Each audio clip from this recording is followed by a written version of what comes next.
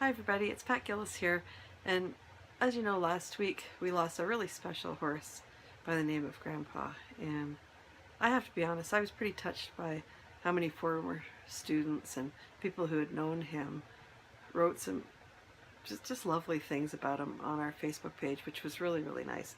Um, and I thank you so much for that. I also want to thank the person who private messaged me asking, if I had any insider advice as to how to know when it's time. And I mean, the question was asked so earnestly that I feel like I couldn't just sort of say, well, it depends. I felt like I had to give it a lot more thought than that. So, like many years ago at the farm, we had this lovely little chestnut thoroughbred, and his name was Robbie. And Robbie was just a playful little guy and a really cute little horse. And one day we were about to bring the horses in. It was the end of the day, and we went up to the south field to get him. And when I got there, I found Robbie was standing on 3 legs. He'd shattered his pastern, broken his leg, essentially. And so this was, well before there were cell phones or anything like that. So I had to run back to the barn and get into the office and call the vet. And I told him the situation, and he promised he would get to the farm as quickly as he could. And in hindsight, I mean, he must have broken every posted speed limit there was. And gosh, he practically must have broken the sound barrier. He got here so fast. But at the time, in the moment, it felt like an eternity. And, we're just all standing around and, trying to do our best for poor Robbie. And all I kept thinking was, please just get here. Please just get here. And I mean, I would have paid $1 million just to have his truck pull into the driveway so that he could relieve and finally end poor Robbie's suffering. It was a terrible day. And another time, my old horse, he was my first horse actually, Chucky, it was a fall day, and he was rolling in the mud, which Chucky loved to do that. And he got down in the mud, and he wasn't able to get back up. And luckily there was a bunch of us here, so we were able to help him. So we got him up out of the mud. But boy, it got me thinking, and I started thinking, what would have happened if it was in the middle of winter, and maybe he laid down on the ice and he couldn't get up, or we didn't even know. Maybe he would do it in the morning, and we wouldn't know till the end of the day. And the weakness that Chucky was starting to experience, it wasn't going to be fixed with time. In actual fact, it was time that was working against Chucky, because he was 35 years old. And so I just decided I had to make a really tough decision. And so I called the vet to arrange to have him put to sleep before the really cold weather came.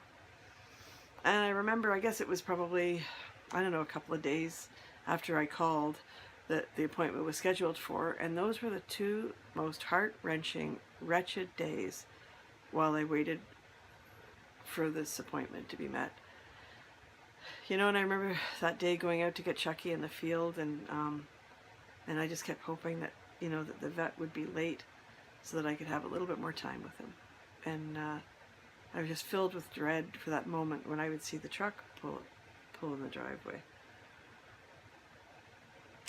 And I'm telling you all this because at Harrogate, all of my school horses, they retire at the farm. And so after 35 years, we've come up against this decision a lot of times. They don't get sold on, they retire here, and they end their life with us here. And we've had to make that decision a lot of times. William Shakespeare once said, what is it? Better 3 hours early than a second too late. And that is so true. All of us who have horses or animals of any kind at some point probably are going to have to make these kinds of decisions, and they're always tough. So I would suggest to you, consult with your vet. Ask yourself, is your horse still enjoying his life? Is he eating well? Are you able to manage his pain? And maybe the toughest question to ask yourself is, are you just hanging on because you can't bear to let go? And it's not selfish, right? It's because we love them so much that we have trouble in that moment to let them go. So for what it's worth, here's the guideline that I use. If I have to make the decision to put a horse down, and that decision is instantaneous, it's easy to make, I can barely wait. I'm just hoping that the decision will be, or the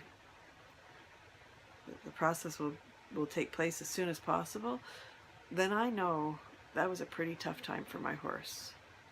If, on the other hand, I make a decision to put a horse down and it just tears me up inside and I'm dreading it and dreading it and dreading it, and I feel sick to my stomach, which I still do even after all these years, then I know it was probably pretty good for my horse. In the final analysis, I mean, whatever decision we make, we have to make it with love and with respect for our horses, or all of our animals. You know, I guess we have to even say to ourselves that we have to recognize that horses and all animals are like a gift, and we just have to hope and pray, I guess, that when the time comes, we have the strength and the courage to give them back. Thanks. Talk to you next week.